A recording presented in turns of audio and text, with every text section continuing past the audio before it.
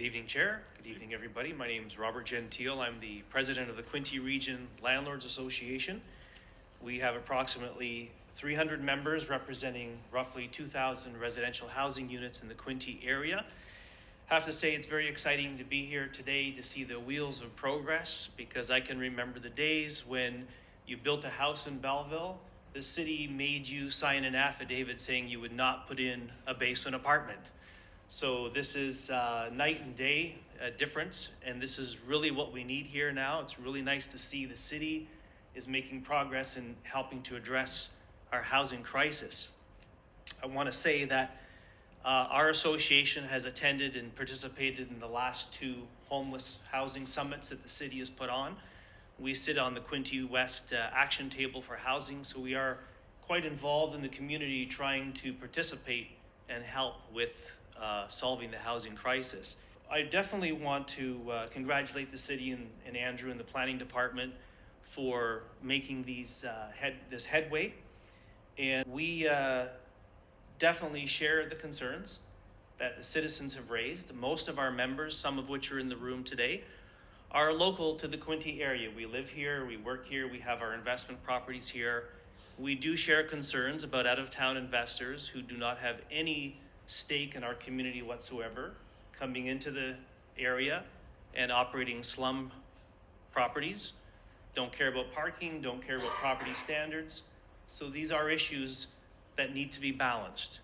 And I definitely empathize with the decision makers here who are trying to draw that balance. It's a fine balance. We, in our association, obviously, we are very conscientious about the housing we do provide. We want to provide safe, affordable, quality housing, and we want to encourage more people to do the same, because we need more housing. So the tools that the city is providing property investors is going to help us do that. We want to also consider, for future discussion, the city to consider other things that could be done to promote more housing. And some of the things are looking at the tax rate for multi-residential housing. Because if some of those tax rates are reduced, that also benefits the tenants. Utility arrears, there's a bylaw in place in Belleville that if the tenant gets into arrears and the city cannot collect from the tenant, they go after the landlord. And that's a disincentive and a complaint that we hear quite a bit. Bylaw enforcement, some of our members in the room tonight have reported issues where the tenants are in violation of property standards, couches, washing machines on the front yard. That ends up being enforced to the landlord rather than the person responsible, which is the tenant. Licensing is spreading across Ontario, and this is not welcome by housing providers. This is another layer of red tape and regulation. And the building code, the cost to put in some of these units have been raised tonight as a big issue. The federal government is talking about coming out with a $40,000 low interest loan. But as we've heard tonight, that's a far cry from what it actually costs to put in some of these units. Coming out of the homeless summit, the city of Belleville passed a resolution that went into effect that the city will provide a $2,500 subsidy or grant for putting in a secondary apartment.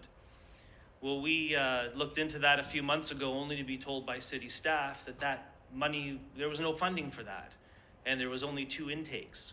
So it's a great initiative, but it hasn't been followed up with implementation.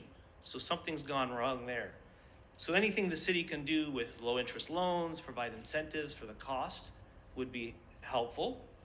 There's also building code barriers as well. So if there's anything the city council can do to talk to the people responsible for the building code, would be helpful. For example, somebody wants to put in 2 suites into their basement. The building code forces them to put in 2 separate exits at a cost of approximately $20,000 per exit. So we're talking about excavating down and having an external stairway to create a door instead of just an egress window. So there are some building code barriers there as well. So our main point as I wrap up is to say thank you for this work. We encourage it. We share some of the concerns about the negative impacts on our community that has to be balanced. And we want to encourage the city to be open to suggestions from all stakeholders, including us as the housing providers. We want to provide more housing, but there's a lot of barriers. The Residential Tenancies Act is a barrier. Provincial regulation is a barrier. The functional landlord tenant board is a barrier. So anything you can do to help us provide more housing is good. And we encourage the city to provide an environment that is more friendly to housing providers, yet at the same time focus on the bad apples who are running the slum properties and are not providing the safe, quality housing that our citizens deserve. Thank you. Thank you. Before you walk away, is there any questions from committee members? Councillor Kelly. Thank you, through you, Chair. Thank you, Robert, for your presentation. Are you the president of the local landlord association? Yes, Councillor Kelly. Sean's fine. So thanks for the update there. You're working with Quinte West, and you mentioned the landlord association is working to help solve the housing crisis. And I took note of your tax rates and some of the other incentives for maybe the city to look at. As the president of the association, how many units has the association added in the last 12 months for availability? Yet all of our members, when they join, they report to us how many units they have, but we don't keep track of how many are being added. So I can't answer that specific question, but judging by our membership roster, when they've joined, we're up to around 2,000 residential units that our members represent. So there's 2,000 under the umbrella for the landlord association. Thank you. Any other questions? Your remarks regarding the building code, I would suggest that you could direct those to our local MPPs, as you know, staff have to follow the building code, which is of course provincial regulation. So if you want to steer those comments there, that would probably help everybody. Thank you, Chair. Okay, thank you. Thank you.